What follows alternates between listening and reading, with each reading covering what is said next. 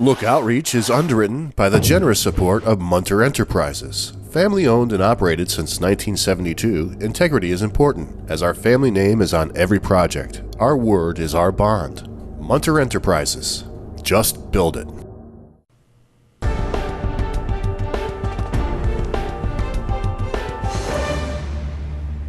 Welcome back, everyone. You know, I interview a lot of people. This one, if we manage to cram in what we need to talk about in this interview, it'll be a miracle. So I think we better prepare ourselves for 2 parts at least. This is Chuck Vosganian, who is the founder of the Rochmon Record Club, a good buddy of mine. And boy, in the course of all the Rochmons that we've been to, there are wonderful albums. Yes. There are. I love it when you did Yeah. Steely Dan. I loved it when you did Dark Side. I loved Yeah. it when you did Hotel California. You're taking on Sgt. Pepper. I know. Okay.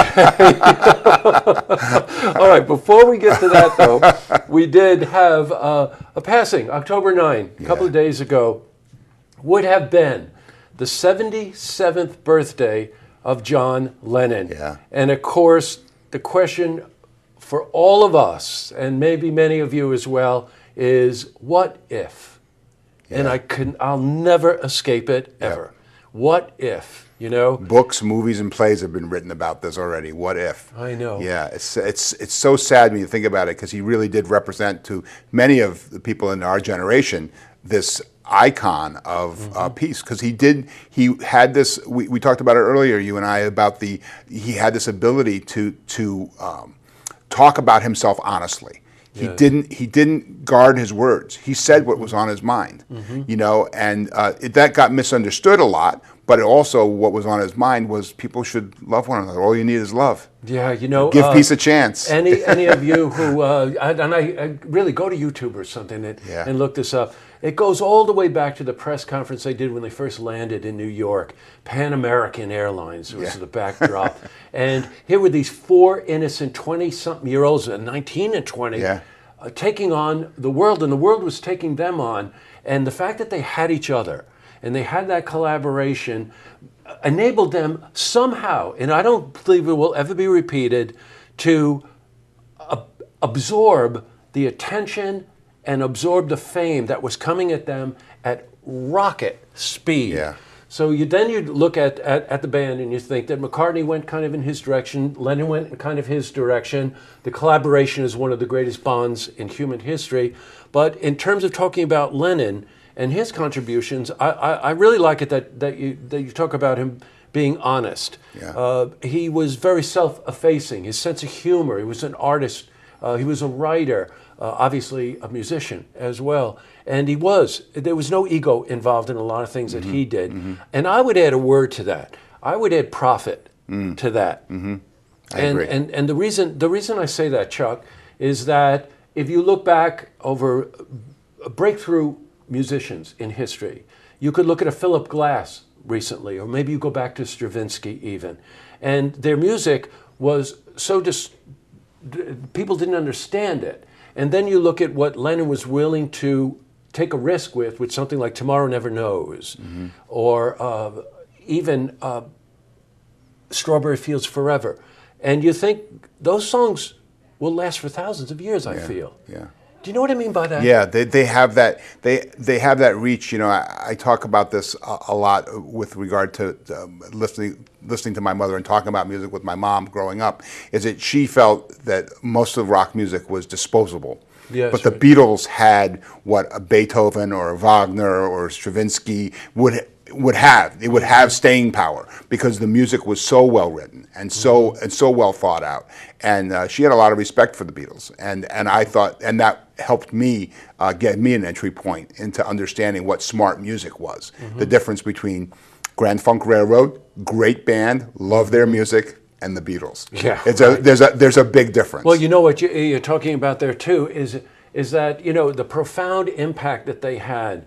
And when you talk about John Lennon's specific impact, he was more of the rebel. Yes. You know, where McCartney was the one that you would say, oh, isn't that wonderful? He's singing about love and all these other things. And Lennon was out there just twisting in the wind. Yeah. You know, just defying tradition and pushing the limits willing to take a risk. And again, not in an egotistical way, just because that's what he was. That's what he was. And with Sgt. Pepper, he really was. He and McCartney pushed each other from the very beginning with the first recordings of Strawberry Fields and then Penny Lane. They pushed each other forward, and McCartney picked up the ball and would run with it a little bit, and then Lennon would pick up the ball and do something like For the Benefit of Mr. Kite, which was just basically grabbed from a movie poster. I mean, not a movie poster, but an event poster of a circus. And he took that stuff and made it relevant. And brought different aspects of the world into us. Sure. Now, we're definitely breaking this into two parts, so we're going to hit Pepper in the second part of this interview. So I just want to stay with John for a second, because that wonderful collaboration that he and Paul had is that they almost were writing to each other and for each other. Yeah.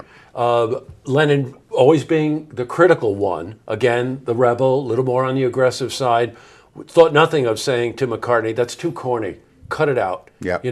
Or here's the wonderful phrase I always liked, Chuck, was one would write the middle eight, which meant that we would write the bridge of the song because they knew that they could add a dimension to the artistry of the song with their personality and, of course, that wonderful and they just countered off. They just countered off and leave space there for it to come back later. Yeah, that's right. They would do that. And part of it was Lennon was impatient. He wanted it done. He wanted it done. He hated the sound of his voice. He wanted it done. He wanted it done differently. And McCartney was the perfectionist that knew that if he could filter what Lennon was asking for and explain it to the studio crew, they could do anything. Yeah, and they were the Beatles. They literally could do anything, and they did. Yeah, you know what?